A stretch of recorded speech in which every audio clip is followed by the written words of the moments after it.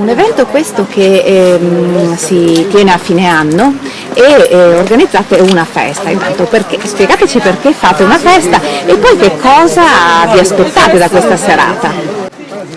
Bene, no, noi non è che ci aspettiamo chissà che cosa, però stiamo lavorando quasi da diversi mesi per questa iniziativa, per questa manifestazione che io sono venuto quest'anno, però so che ogni anno tutti i docenti ci tengono per questa iniziativa, insomma, questa manifestazione io ho appoggiato pienamente, insomma. Quindi abbiamo scelto questo palazzetto, le 4 Stelle, quindi che è proprio ubicato vicino alla nostra sede succursale, che è una sede eccezionale, insomma, quindi è una sede bellissima e questa è un'iniziativa che hanno fatto tutti i docenti, parecchi docenti riguardante la moda, principalmente, che ci sarà una sfilata e poi ci sarà la premiazione di tanti altri docenti che hanno partecipato ad altre iniziative durante l'anno scolastico.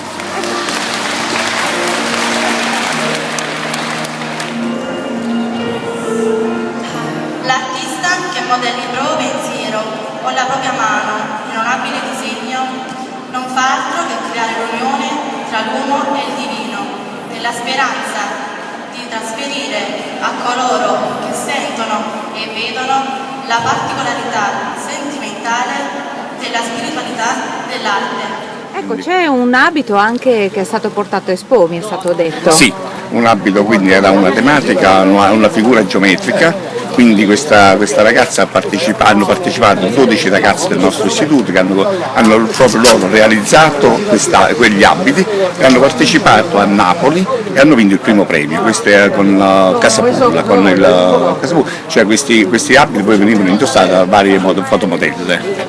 E quindi anche le nostre ragazze hanno sentito proprio come se fossero state delle stiliste perché hanno visto i loro abiti indossati da fotomodelle.